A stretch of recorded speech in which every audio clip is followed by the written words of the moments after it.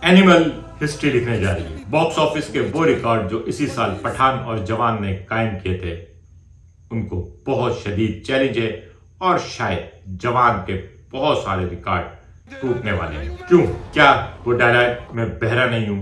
क्या इसका extra ordinary violent action, या फिर संदीप रेड्डी जिसने अभी तक सिर्फ एक ही फिल्म 2 जबानों में बनाई है। आज एनिमल फिल्म के तमाम टीजर और ट्रेलर को मिला के इस फिल्म की कहानी और इसके प्रीव्यू पे बात करते हैं और ये बिजनेस के पॉइंट ऑफ व्यू से क्या धमाका करने जा रही है। अगर आपने अब तक मेरा चैनल सब्सक्राइब नहीं किया है तो प्लीज मेरा चैनल सब्सक्राइब करें और बेल आइकॉन प्रेस करें। एनिमल का ट्रेलर मेरे ख्याल में उन ट्रेलर में से है जो मैंने अपनी लाइफ में सबसे ज्यादा बार देखा है, और सिर्फ एक डायलॉग, बहरा नहीं हूं मैं। सिनेमा पे फिल्म देखने के मामले में 2 सीन मुझे बहुत आइकॉनिक लगे और बहुत आई कैचिंग थे। एक जब सिंघम फिल्म में अजय देवगन ने सारे समंदर के ऊपर पाइप हिलाना शुरू किया था हुंडो को देख के, और दूसरा अग्निपथ में जब ऋतिक रोशन ने नीलामी के वक्त उछल के गोली मारी थी। पता नहीं क्यों मुझे एनिमल फिल्म का जो ये डायलॉग है, बहरा नहीं हूं मैं, उसी लेवल का लग रहा है। और आप यकीन करें, सिर्फ मैं ही नहीं बल्कि जितने लोगों ने भी इसका ट्रेलर देखा, अगर इसके ट्रेलर में कोई चीज सबसे ज्यादा डिस्कस हुई है तो वो इसका वो सीन है, सुनाई दे रहा है बहरा नहीं हूं मैं, और उसके साथ बैकग्राउंड म्यूजिक। असल में इस ट्रेलर को देख के एक बात का अंदाजा होता है, संदीप रेड्डी एक्सप्रेशंस पे काम करने वाला इंसान है। आज बॉबी देओल का मैं एक इंटरव्यू देख रहा था जिसमें उसने कहा कि संदीप रेड्डी ने उसको एक तस्वीर दिखाई और कहा जो लोग तुम्हारी इस तस्वीर में है मुझे वही एक्सप्रेशन चाहिए। और आप गौर करें, आपको वो तमाम अदाकारों के वो तस्वीरें जहां वो स्टिल है, चाहे वो अनिल कपूर हो, चाहे वो रश्मिका हो, बॉबी देओल हो या रणबीर कपूर हो, हर एक के फेस एक्सप्रेशन बहुत कुछ कह रहे हैं और उसके साथ ही इमोशंस हैं, और इमोशंस भी फैमिली के हैं। हम इनके ट्रेलर को जोड़ते हैं।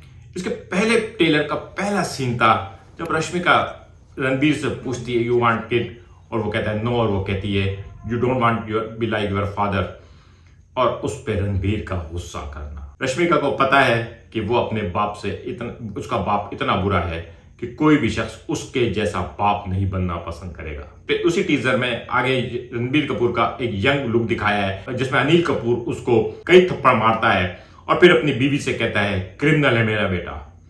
और फिर ट्रेलर में अनिल कपूर दोबारा अपनी बीवी से कहता है मैंने कहा था ना क्रिमिनल है मेरा बेटा। किस चीज का क्रिमिनल है? क्यों ये क्रिमिनल है? ये तो फैमिली वाला है, बीवी है, एक बच्चा भी है, फिर क्रिमिनल कैसे है? इस फिल्म के स्टार कास्ट में अनिल कपूर, रणबीर कपूर, रश्मिका मंडाने और बॉबी देओल है। और बॉबी देओल के बारे में कहा जा रहा है कि इस फिल्म में उसके कोई डायलॉग नहीं है। लेकिन दोस्तों, मैं आपको बॉबी देओल के बारे में एक और बात बताऊं। इस फिल्म की कास्ट में रणबीर के बचपन के चाइल्डहुड कैरेक्टर के अलावा बॉबी देओल का भी चाइल्डहुड कैरेक्टर है। क्या बॉबी देओल रणबीर का भाई है, सगा या सौतेला? क्या बॉबी देओल और अनिल कपूर का कोई रिश्ता है? ये पूरी फिल्म जो फैमिली सेंट्रिक है। पापा का लफ्ज इतनी दफा रिपीट हुआ है कि शायद 200-300 हजार करोड़ बार जो है ना ट्रेलर में लफ्ज पापा रिपीट हुआ है, और हर बार हर प्रमोशन में, गाने में ये बात बताई गई है कि it is all about father son bond. और वो बॉन्ड भी अजीब सा है, बाप जो जिसके पास अपनी औलाद को देने के लिए वक्त नहीं है लेकिन अपनी औलाद पे सख्ती करने के लिए वक्त है।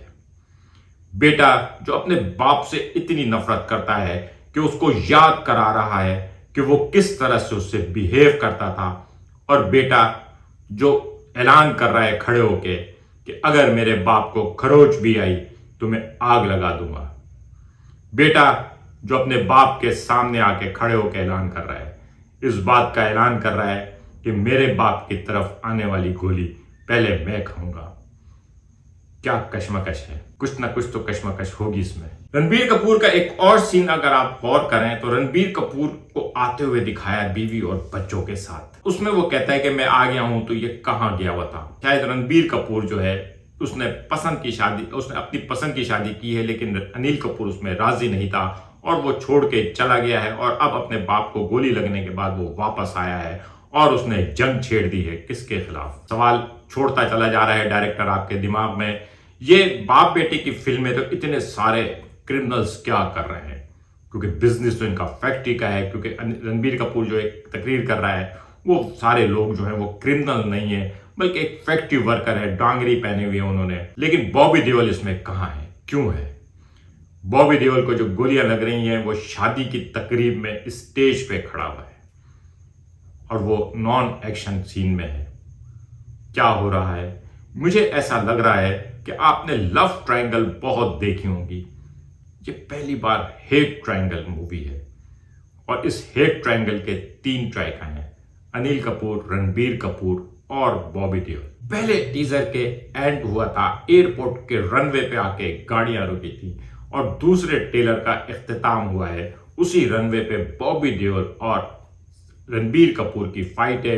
लेकिन अगर Bobby Deol all and out villain होता तो बॉबी देओल से इस तरह की फाइट नहीं होती। ये फाइट बजाहिर ऐसी लग रही है कि दोनों अब एक दूसरे को डुएल चैलेंज कर रहे हैं कि देखते हैं कौन भारी है। इस फाइट को देख के शायद आप रेस का वो सीन रिकॉल कर सकते हैं जिसमें सैफ अली खान और अक्षय खन्ना एंड में रेस लगाते हैं और फैसला करते हैं कौन जीतता है। टीजर में एक सीन था, रणबीर कपूर जो है वो गिरा हुआ है, फोन में लथपथ है, वो बजाहिर वो शायद ऐसा लग रहा है कि वो मर चुका है, लेकिन ट्रेलर से ऐसा कहीं नहीं लग रहा कि रणबीर कपूर मरने वाला है। और सबसे बड़ी बात यह है कि वहां पे जो उसने ड्रेस पहना हुआ है, जो जमीन पे गिरा हुआ है, वो फाइट जो है वो मिडल में होगी। लेकिन जो भी है, इसके टीजर ने और इसके ट्रेलर ने जो काम करना था वो कर दिया। बॉक्स ऑफिस को रिलीज से पहले हिला डाला। अब तक 4,86,000 टिकट बुक हो चुके हैं सिर्फ और सिर्फ हिंदी वर्जन के। ऑल लैंग्वेजेस को अगर इंक्लूड किया जाए तो 6,20,000 टिकट बुक हो चुके हैं और ये सिर्फ इंडिया की फिगर है। ऑस्ट्रेलिया में इसकी बुकिंग ने जवान की बुकिंग को पीछे छोड़ दिया है। हैदराबाद में इसकी बुकिंग ने जवान की बुकिंग को पीछे छोड़ दिया है। हैदराबाद में टॉप 5 फिल्में जो थी फर्स्ट डे में, उसमें जवान 5वें नंबर पे, बाकी 4 फिल्में जो है नॉन बॉलीवुड हैं। और अब एनिमल वहीं अपनी जगह बनाने वाली है और एनिमल को अपनी जगह बनाने के लिए जवान को पीछे छोड़ना होगा। एनिमल बहुत बुरी तरह से जवान की टक्कर पे आके खड़ी हो गई है, एक टाइगर 3 और पठान से आगे निकल गई है। इसके बारे में कंफर्म है कि फर्स्ट डे ये 55 से 60 करोड़ का बिजनेस सिर्फ हिंदी वर्जन में करने वाली है और ओवरऑल तमाम लैंग्वेज और ओवरसीज में ये 100 करोड़ का बिजनेस करने वाली है। और ये सब कुछ नॉन इवेंट रिलीज पर हो रहा है, नॉर्मल फ्राइडे को रिलीज पे हो रहा है। सुपरस्टार जो होते हैं ना, उनको फिल्म रिलीज करने के लिए इवेंट की जरूरत नहीं होती, उनकी फिल्म इवेंट बन जाती है और एनिमल इवेंट बन चुकी है। जिस तरह से एनिमल की हाइप है, शायद ये हाइप पठान और जवान पे नजर आई थी और अब उसके बाद एनिमल पे आ रही है। और ऋतिक रोशन के बाद बहुत साल लगे इंडिया में कोई और, 3 खान, फिर ऋतिक रोशन और उसके बाद अब रणबीर कपूर ने कोई स्टेटस हासिल किया है जहां पर उसके नाम के साथ सुपर स्टार लग सकता है। क्योंकि सुपरस्टार वो नहीं होता जो कामयाब फिल्में दे, सुपरस्टार वो होता है जिसकी फिल्म रिलीज से पहले ही बुकिंग काउंटर के तमाम रिकॉर्ड तोड़ दे। और रणबीर कपूर ये काम कर चुका है। शाहरुख खान अपने इंटरव्यू में बार बार रिपीट करता है कि वो आखिरी सुपरस्टार है, लेकिन कभी भी कोई आखिरी नहीं होता।